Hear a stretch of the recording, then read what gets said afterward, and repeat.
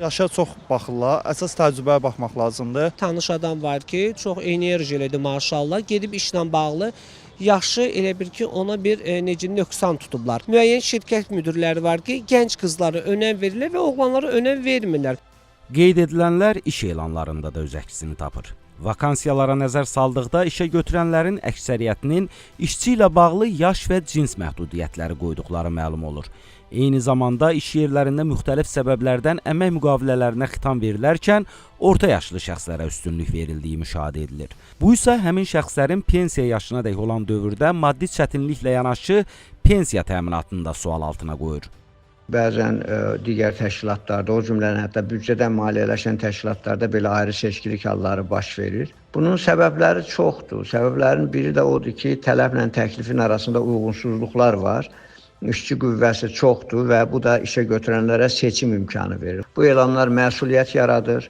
Təbii ki, bunlara qarşı tədbirlər görülməlidir. Ekspert xatırladır ki, iş yerlərindəki ayrı seçkilik Konstitusiyanın 25-ci və Əmək Məcəlləsinin 16-cı maddəsinin tələblərinə ziddir. Əmək və Əhalinin Sosial Müdafiəsi Nazirliyi yanında Dövlət Əmək Müfəttişliyi xidmətindən bildirilir ki, sözügedən əməlləri törədən işə götürənlər məsuliyyət daşıyırlar. Qanunvericiliyə əsasən dövlət büdcəsindən maliyyələşən müəssisələrdə çalışmanın yaş həddi 65-dir.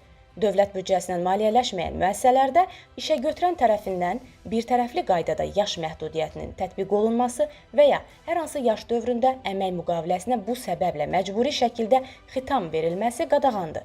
İşə götürənlər vakansiyalar elan edərkən işin xarakterinə görə müxtəlif tələblər müəyyən edə bilərlər. Lakin əmək münasibətlərində yaşına, cinsinə, həmçinin işçinin işgüzar keyfiyyətləri, peşəkarlıq səriştəsi, əməyinin nəticələri ilə bağlı olmayan digər amillərə görə işçilər arasında hər hansı ayrı seçkiliyə yol verilməsi, həmin amillər zəminində bilavasitə və ya dolayısıyla imtiyazların və güzəştlərin müəyyən edilməsi, habelə hüquqlarının məhdudlaşdırılması qəti qadağandır.